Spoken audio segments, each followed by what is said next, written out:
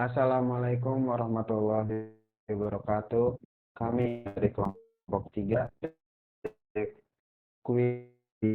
Di sini kami akan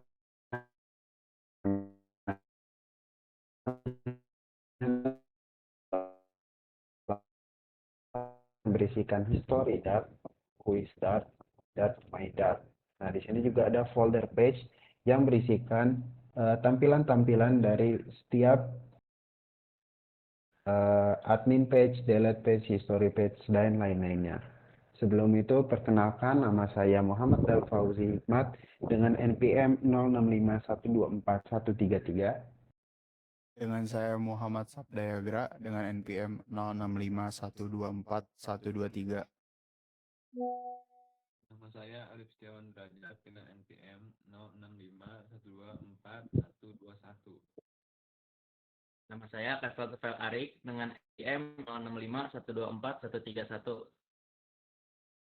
Nah, yang pertama, ada pilar PBO yang sudah kami terapkan dalam codingan kami. Satu, yaitu enkapsulasi, menggabungkan data atribut dan perilaku metode dalam satu kelas.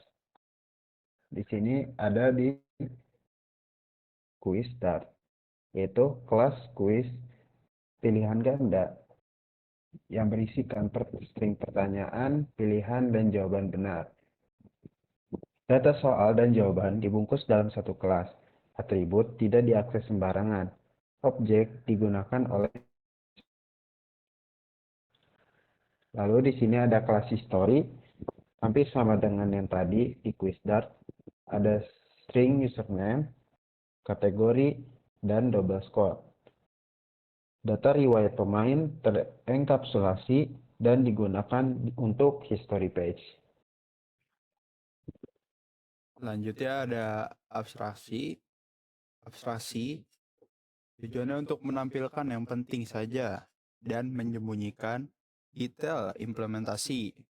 Contoh yang paling jelasnya ada di codingan fungsi ambil soal. Di fungsi ambil soal, yang dimana quiz page tidak tahu bagaimana soal disimpan. Hanya tahu ambil soal berdasarkan kategorinya. Digunakan di void tambah soal dan hapus soal. Void tambah soal, kategori kuis, kategori pilihan ganda, dan void hapus soal dengan menggunakan integer index. Admin tidak berurusan langsung dengan map bank soal, dan ini contoh abstraksi datanya.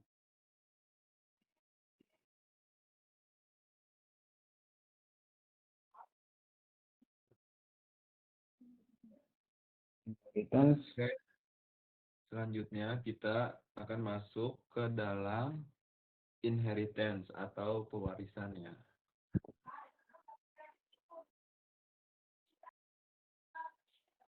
Nah, di sini ada contoh inheritance-nya, yaitu kita pakai di kelas QuizPath Extends Stateful Widget.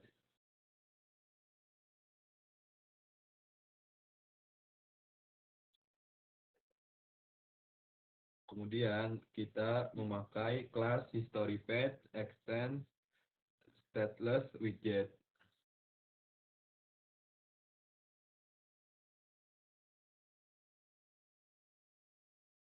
Kemudian kita juga memakai kelas admin page extends stateless widget.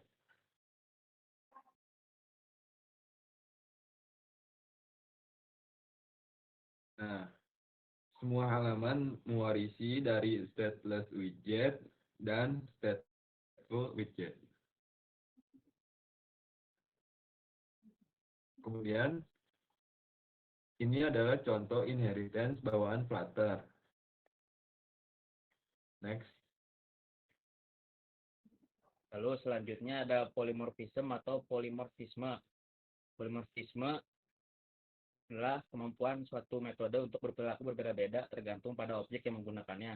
Prinsip utamanya yaitu satu bentuk banyak perilaku. Lalu ada contoh implicit developernya. Yang pertama itu ada widget build konteks. Semua page punya metode build, tapi isi tampilannya berbeda. Lalu ada contoh lainnya di kategori quiz values map. Enum kategori quiz dipakai di input page, quiz page, admin page, dan delete soal page.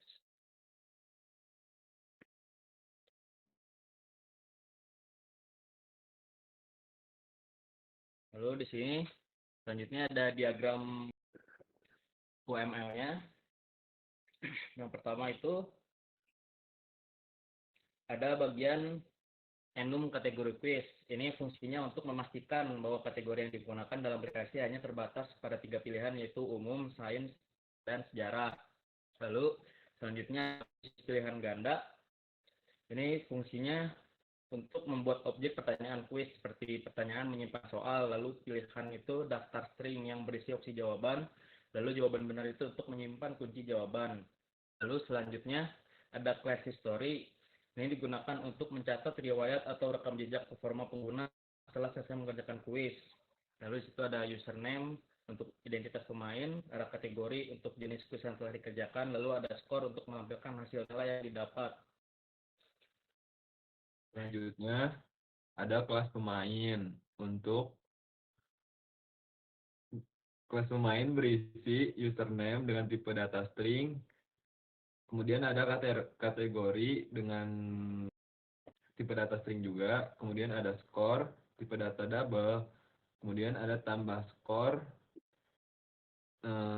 bernilai double juga. Dan bertipe data void. Kemudian ada kelas quiz page. Ada index dengan tipe data integer. Ada skor dengan tipe data double. Dan jawaban dipilih tipe data string. Dan juga next soal dengan fungsi void. Kemudian ada kelas admin page. Ada tambah soal dengan fungsi void dan hapus soal dengan fungsi void. Selanjutnya ada quiz page. Quiz page berhubungan langsung dengan quiz pilihan ganda. Dari halaman quiz page, pengguna dapat mengakses dan mengerjakan quiz pilihan ganda. Contohnya, user membuka quiz page, memilih quiz, dan lanjut masuk ke soal pilihan ganda. Yang kedua ada quiz page history. Quiz page yang terhubung dengan history. Contohnya, ketika user klik menu riwayat, user dapat melihat nilai dan quiz yang pernah dikerjakan. Selanjutnya ada admin page yang juga terhubung ke quiz pilihan ganda. Contohnya, admin dapat menambah soal, mengedit jawaban, atau menghapus kuis. Lalu di sini ada quiz page yang berhubungan langsung dengan kategori quiz, yang dimana saat kita menjalankan atau menampilkan quiz page ini, kita masuk ke dalam kategori quiz yang telah kita pilih. Lalu di sini ada admin page yang berhubungan dengan kategori quiz, yang dimana admin dapat mengakses tampilan admin dengan menentukan kategori quiz yang dipilih terlebih dahulu. Nah, kita langsung ke tampilan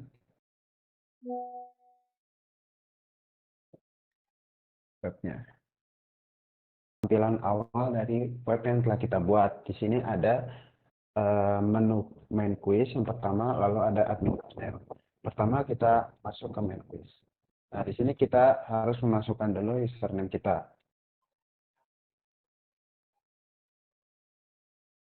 Nah, di sini ada pilihan kategori kuisnya berupa umum, sains, dan sejarah.